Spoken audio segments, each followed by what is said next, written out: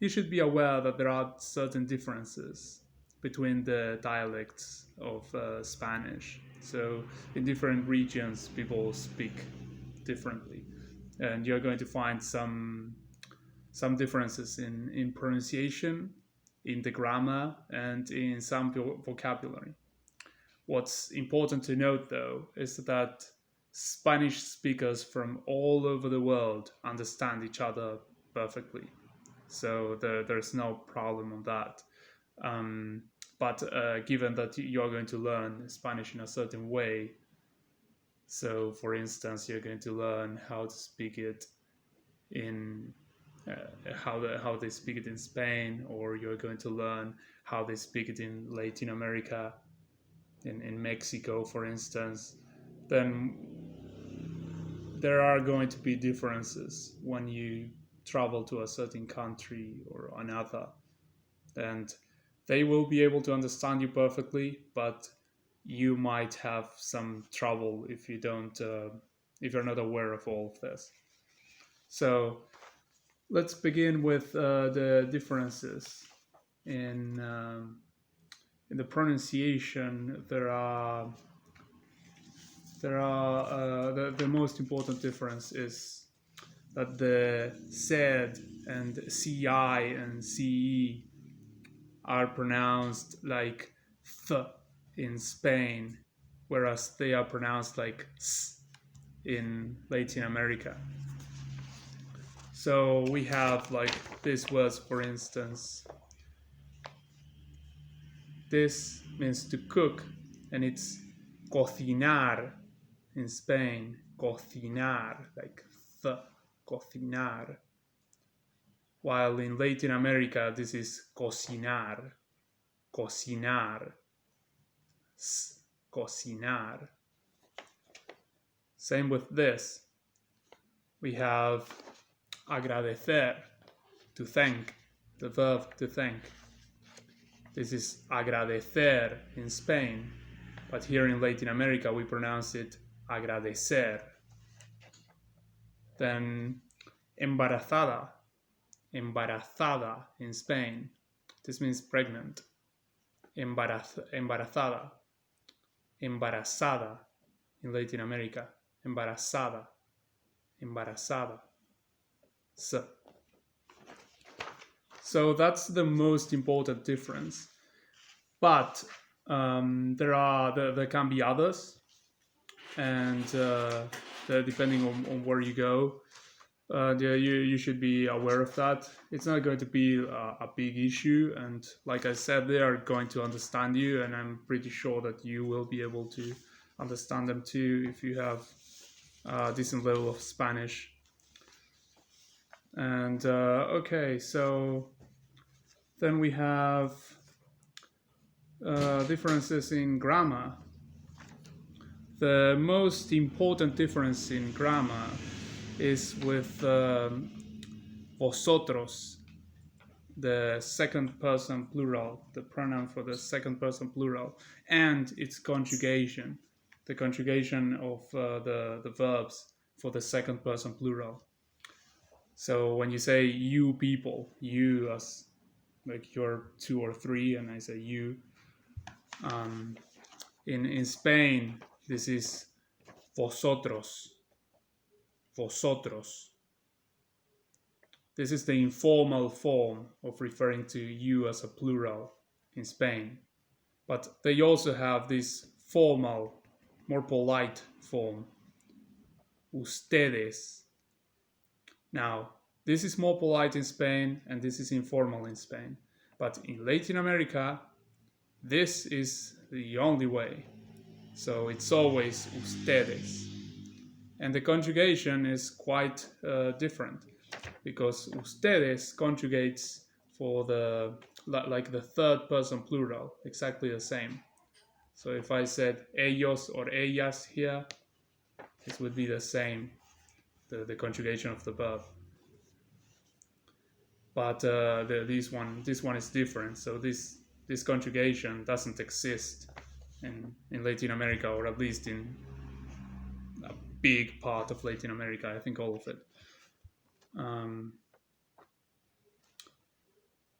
Okay, so well, I'm not going to risk it. I'm not going to say all of it, but like in most spots, we definitely use this.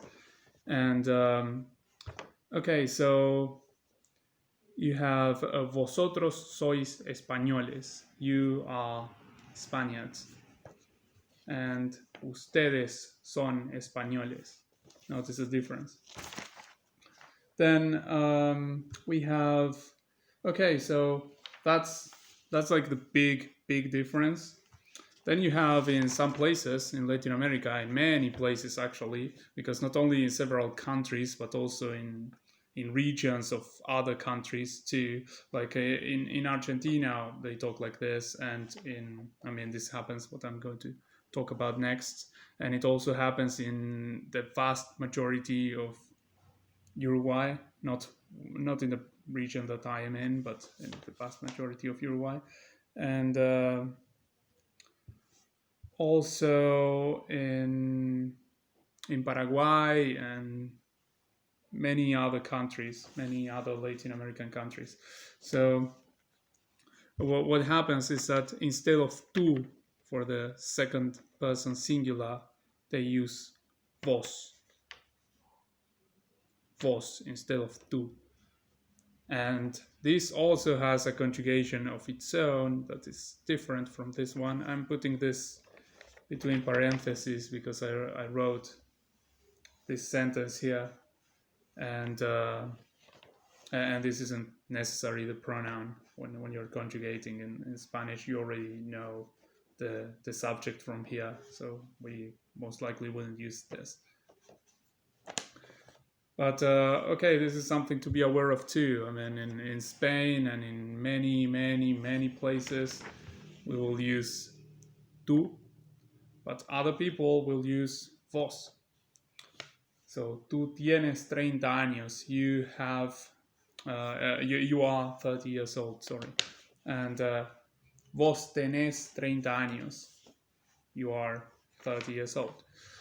So that's something to be aware of. Yeah, you definitely should learn the two form because it's the most widely spoken, and well, unless you're studying Spanish specifically to travel to one of these countries or something else where you know that you're going to be targeting that dialect. But anyway, it's something to be aware of because it's a big part of the Spanish speaking world that speaks like that. Then we have some differences of vocabulary. So, for instance, plátano in Spain is banana, where I live in Uruguay. Melocotón in Spain means peach, and this is durazno here. And notice that I pronounce it durazno because here we also pronounce this as s, like I told you. I mean, if a Spaniard were to read this word, he would say durazno, but since they say melocotón and not durazno, I just pronounce it like that. And ordenador in Spain, this means PC. This means computer. Computadora in Latin America. Then we have coche in Spain. This is car. And in Mexico, they say carro for this. And where I live, we say a lot of the times auto, but we also say coche. So we still use this word here. But okay, those are some examples of words that are different.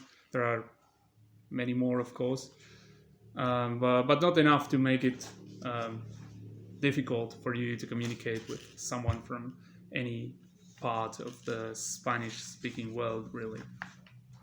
Like I said, they will always understand you, so it's not like it can happen when in a language there are people that speak very different, so they can't understand each other. This doesn't happen here. we always understand each other. But there are some differences, and since you are not a native speaker, this is going to be something to take into account for you, because